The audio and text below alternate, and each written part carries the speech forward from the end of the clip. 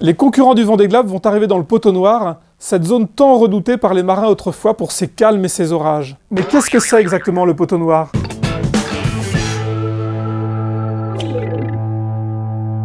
Ce n'est pas un poteau noir que l'on a planté au milieu de l'Atlantique.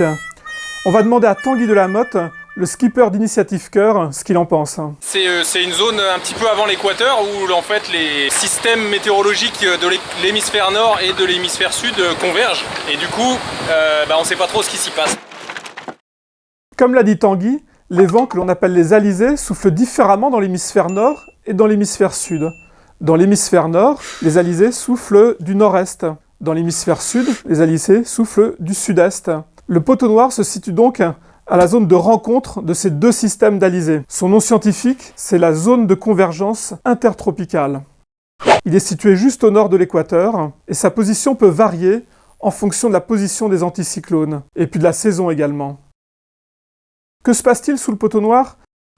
L'air est très chaud et il se charge en humidité. Il monte dans le ciel et ça forme des gros nuages, tout noirs, ce que l'on appelle des cumulonimbus. Et certains sont très actifs. Alors que se passe-t-il sous un cumulonimbus qui est actif ?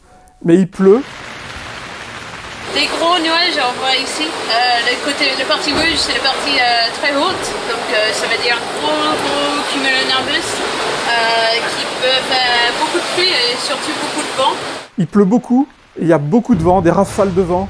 Du vent très erratique qui descend au niveau de la mer, avec des changements de direction brusques, donc compliqué à gérer pour un navigateur solitaire. Et entre les grains, c'est beaucoup plus calme, il y a des zones sans vent. Et que se passe-t-il dans ces zones de vent erratiques ? Deux cas de figure. Premier cas de figure, la barrière du passage à niveau est fermée, tous les bateaux arrivent, s'arrêtent, la barrière s'ouvre et tout le monde repart en même temps. Les retardataires sont chanceux. Deuxième cas de figure, la barrière est ouverte, le premier concurrent passe, la barrière se referme avec les calmes et les retardataires perdent encore plus de terrain. Difficile de savoir aujourd'hui qui sera chanceux ou malchanceux, on en saura plus la semaine prochaine. Si vous avez aimé cette rubrique, retrouvez-nous chaque semaine pour découvrir toutes les subtilités de la météo sur le parcours du Vendée Globe. À la semaine prochaine!